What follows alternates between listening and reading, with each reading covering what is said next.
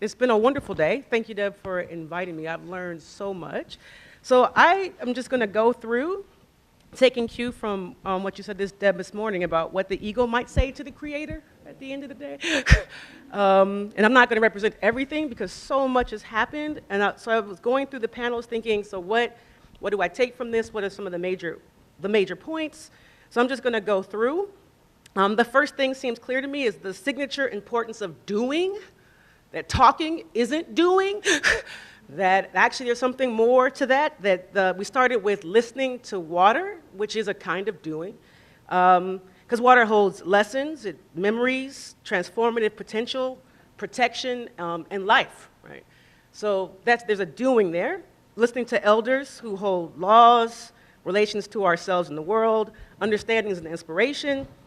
And then after listening, the need to articulate what we've heard. So there was a panel on art and the ways of expression, the ways in which language fails us, particularly English fails us. Also was, I think, key, I'm an epistemologist, so I picked up on this, that knowing is a kind of doing, that if you know something, that means you have to do something, that if you didn't do anything about it, you didn't know anything about it. That seemed to me, I mean, that was profound. I mean, I'm an epistemologist, I study knowledge, that's all I study, and I was like, yeah, that's right. You didn't do anything, you didn't know anything, it's just that simple. I love that. I'm sorry, I was like, yeah, that's right. I mean, and knowing itself is it's a doing, it comes from doing, and it leads to doing. I'm down for that, that's it, that's great. And then the importance of acting, right? Acting for protection, acting in terms of grassroots action, policy, and agitation. So in other words, I mean, we have to do something. I think that seems to be kind of a theme, like doing something. So I'll end each piece of this, like, do something. The second panel was just like brilliant. Everyone's so brilliant. Our worlds are relational, so passivity is not a mode of justice. So imagining ourselves passive, somehow passively in the right because we think the right things, that's not how this works. I really enjoyed that part because I agree with that as well. I was like, yes, indeed. That's how we do it back home too.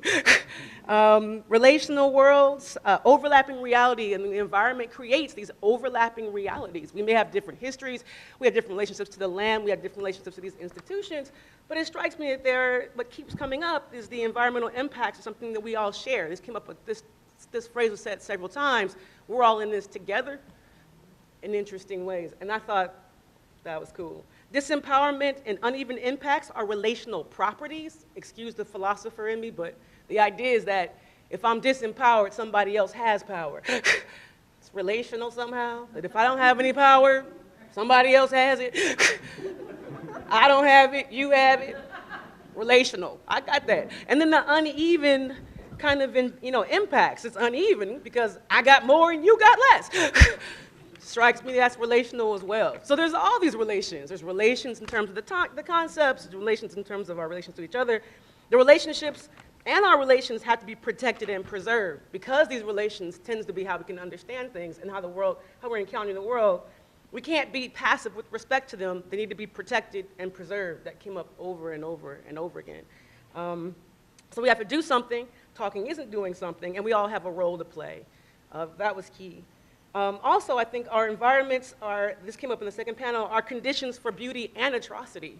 The beauty came up, though. I think that's important to say, that how, the beauty of not just, environments, but the beauty of swimming with frogs was in the first panel, but also the beauty of a grandchild born on October 18, 2013. The beauty, I mean, the ways in which our environments are conditions for our beauty, but also for atrocity. The loss of water for 4 months, the loss of life, the destruction of landscapes as attack on cultures and societies. Those are all things that our relationality actually affords us, our environments affords us, but also beauty. The fourth panel, our vision of environmental justice needs to be as large as our dependence on Mother Earth. Seemed to be something that came up quite a bit. That our dependence is never ending, so our vision of justice needs to be equally as vast, it seems. Comes up quite a bit. Our responsibility for our values and the worlds that our values create and the worlds that created them is something we can't avoid, it strikes me. So as a non-native, having a responsibility for the continuing of colonialism if my values are those things that promulgate colonialism. It's just that simple. Doesn't matter if I was there or not. Strikes me important.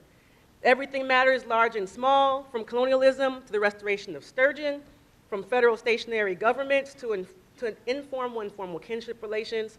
Independence requires grand visions, serious responsibility, and attendance to our world, large and small. So do something, I think, coming back to that.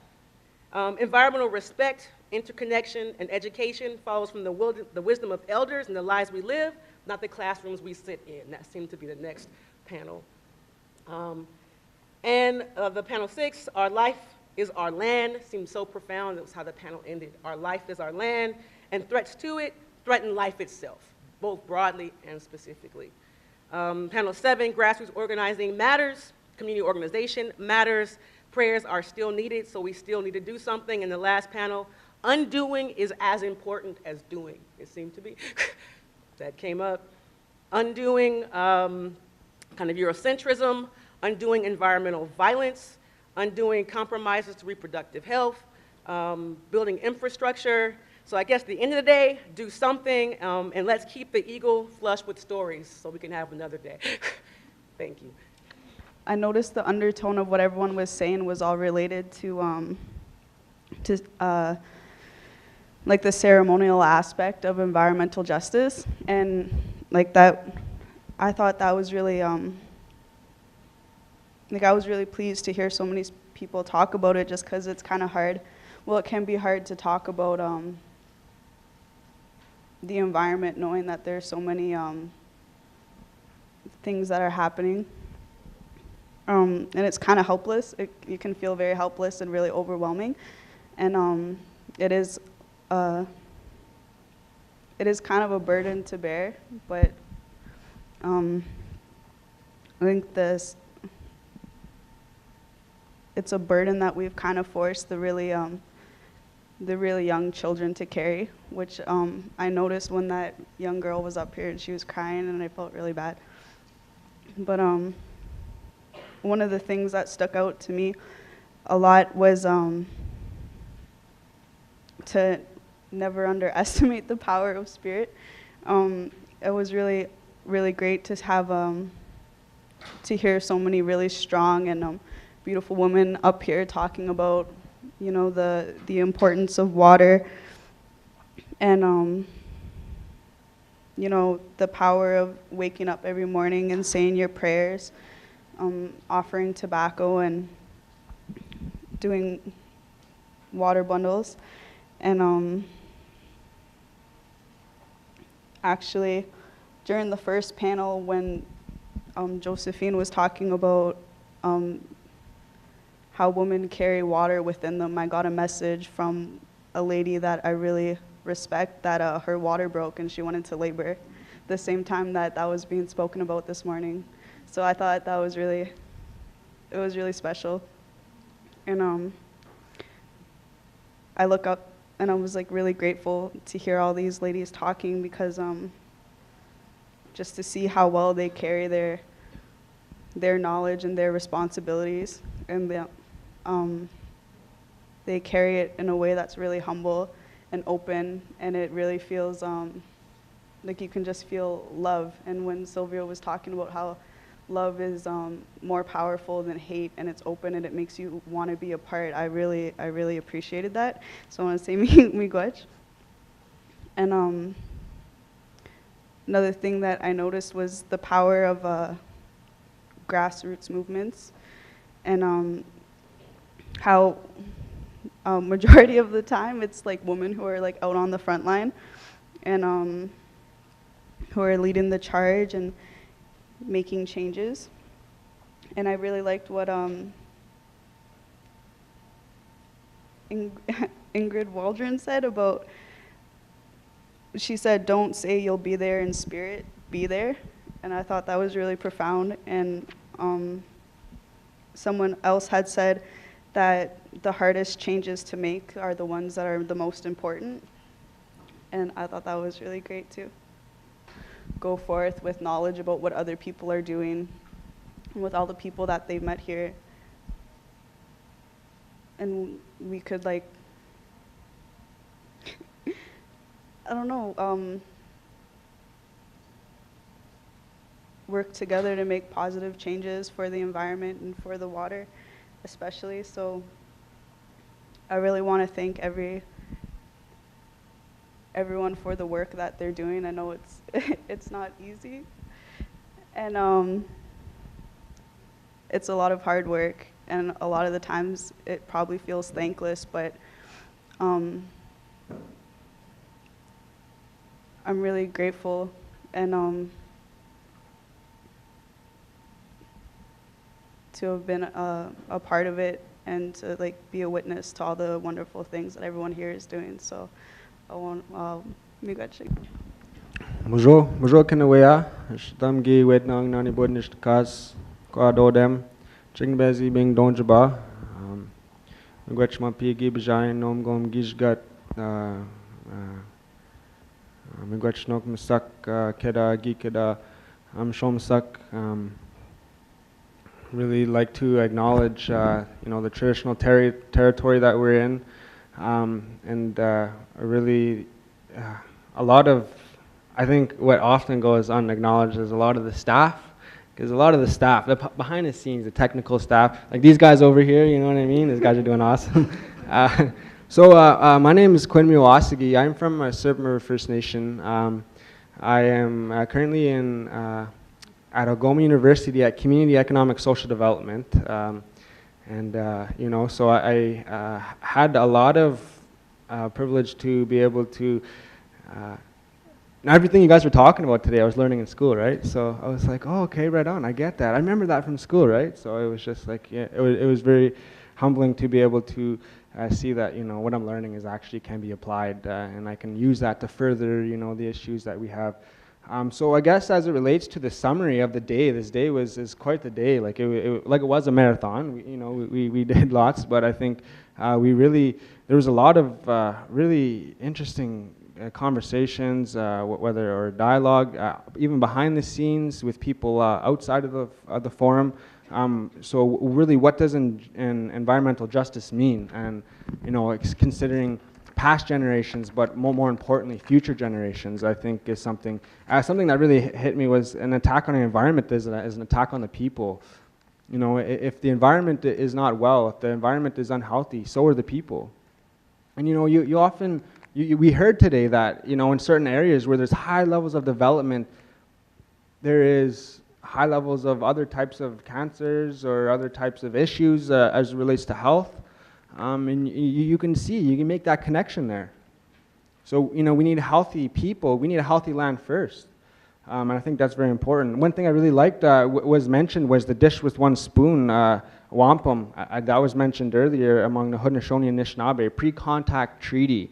And I think that's important to note that, the nations, these indigenous nations that were here had that, we're sovereign nations and had that, these relationships. They knew, as sovereign nations, that they needed to work together.